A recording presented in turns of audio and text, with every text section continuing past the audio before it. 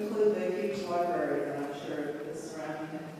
I want to take a minute to tell you about how I met David and about the ARE, because when I was in Washington, I grew up in Washington, D.C., and I met David when he came to our apartment to attend a study group called the Search for God Study Group. And the ARE down in Virginia Beach, which stands for Association for Research and Enlightenment, has study groups all over the world where people get together and meditate and work on spiritual principles.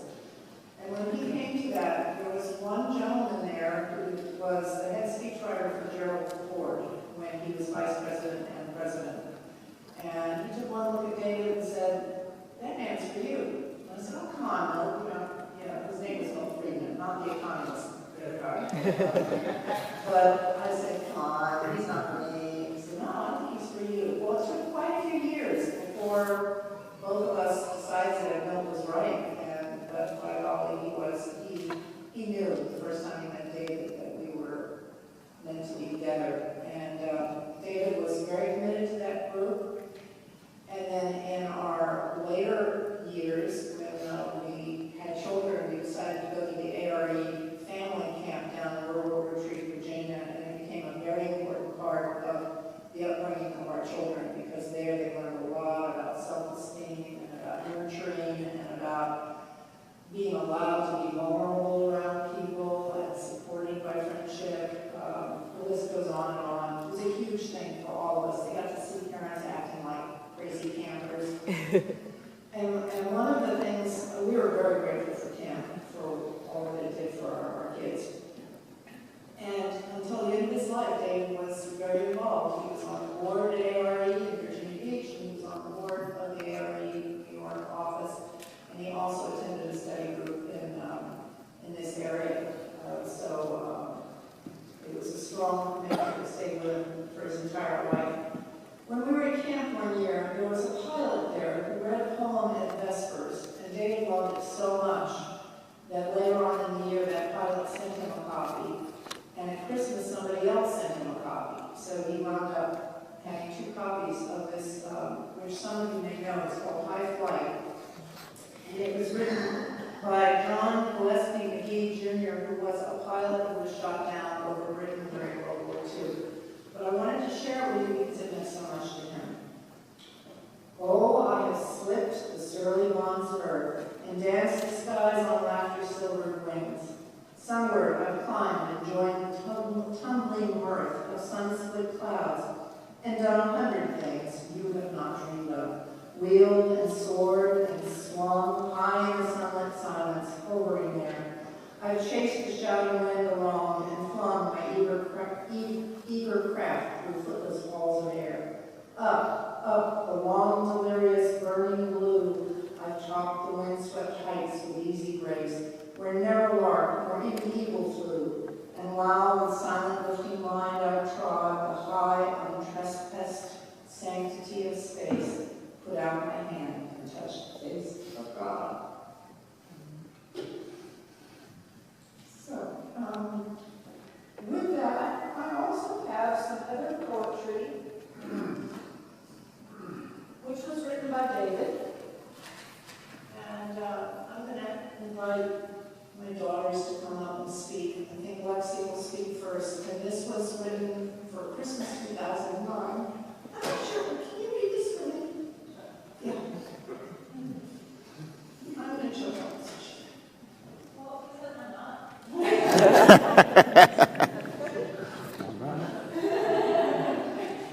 All right. For Lexi, Christmas 2009. I see a glowing face reflect a heart of gold, the open door, and you returning, framed by autumn leaves.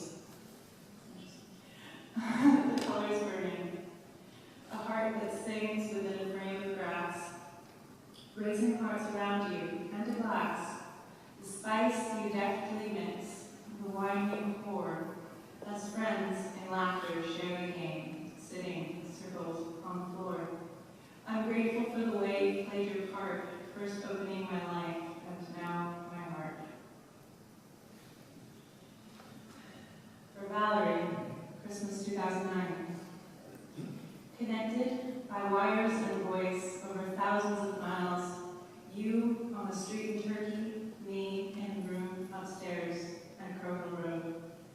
I hear your smile, share your wonder as the world unfolds before you like a carpet, rich, detailed, threaded with magic of your own intention. On a street in Istanbul, you share with me the thrill of possibility, excitement for a life lived freely in partnership with spirit. It's Christmas and we're giving gifts, but I hope you see the gifts you've given us exceed by far in value anything beneath the tree.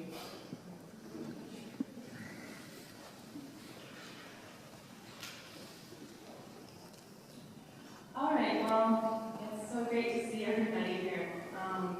Thank you for coming. I have so much to say about Dad that I'll keep it short. I'm excited to share 2 moments from 2 very different parts of his life. One from his corporate lawyer, commuter, daddy life, and the second from his more nature-based side. When I was little, a memory that I have of him is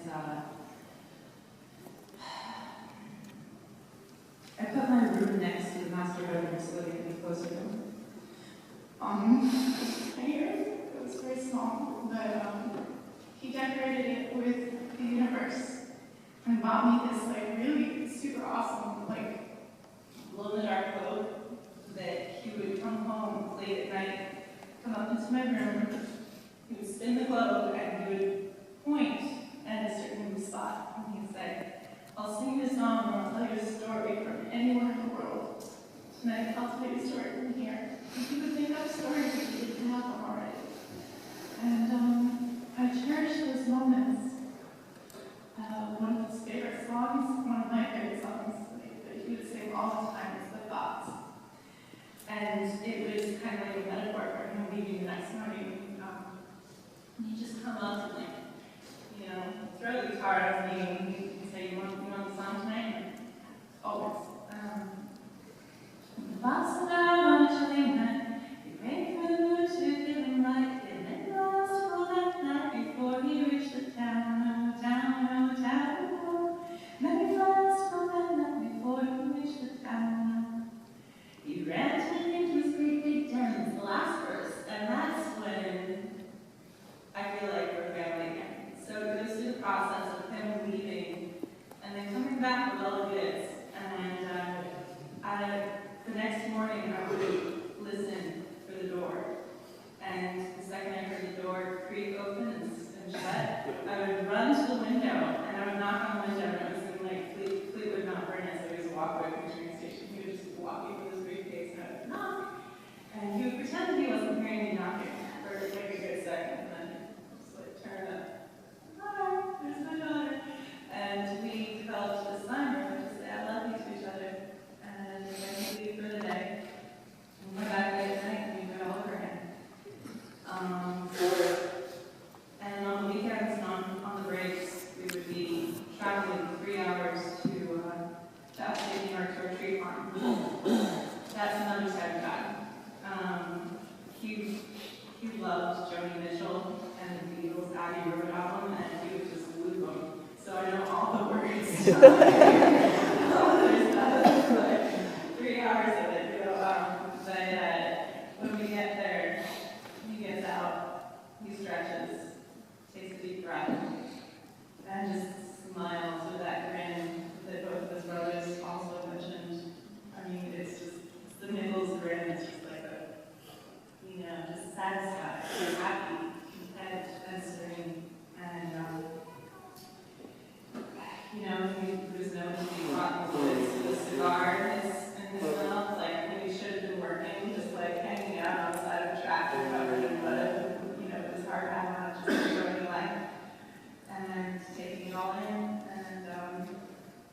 And then he would get to work and we would splash around in the park a bit, and then we were in the water together in Hawaii, and his last face, for me, had that big old